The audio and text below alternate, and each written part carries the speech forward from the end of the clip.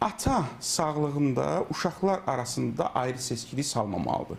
Bəzən ata sağlığında uşaqların birinə daha çox diqqət ayırır. Onu nazlayır, onu diqqətə alır. O birilər diqqətdən kənarda qalır. Və bu, digər uşaqların qəlbində kin yaradır. Bəli. Həmin o qardaşa, bacıya qarşı. Bəli. Bu kini də yaradan atadır. Bunu etməməlidir. Ata da vəfat eləyəndən sonra əvvəldən yaranan kin hazır vəziyyətdə partlayır. bəli, partlayır. O da səbəb olur. Miras bölgüsündə bunlar bir-birindən dava-dalaşa çıxırlar. Bu Ömür boyu da düşmənçilik. düşmənçilik. Bu çox vacib məsələdir. Çox vacib məsələdir. Ata diskriminasiya eləməməlidir. Bütün övladlarına qarşı sevgisini bərabər paylamağı bacarmalıdır. Bu atanın mənəvi, əxlaqi məsuliyyətidir.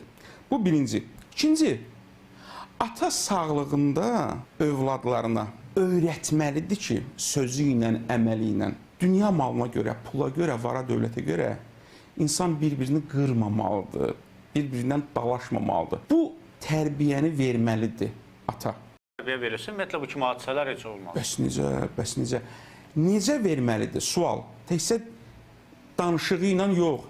Əgər övladlar görsə ki, ata özü atasının mirası üstündə bacı qardaşları ilə dalaşıbsa, o sonra o ata özü necə bunun əksini deyə bilər övladlarına? Köksüz də bitər. Yəni. Bəli. Necə nümunə ola bilər? Necə nümunə ola bilər?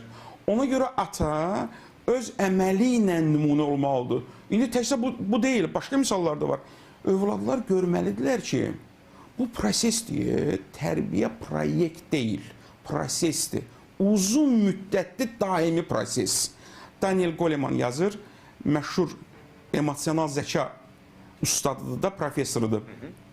Harvardda bir məqaləsi çap olub 90-cı illərin ortalarında. Deyir ki, elə bir şey yoxdur ki, məsələn, mən səxavətli olmaq istəyirəm.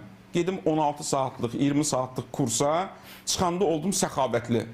Kompüter öyrənə bilərəm, dil öyrənə bilərəm. Amma emosional bacarıqlar elə deyil.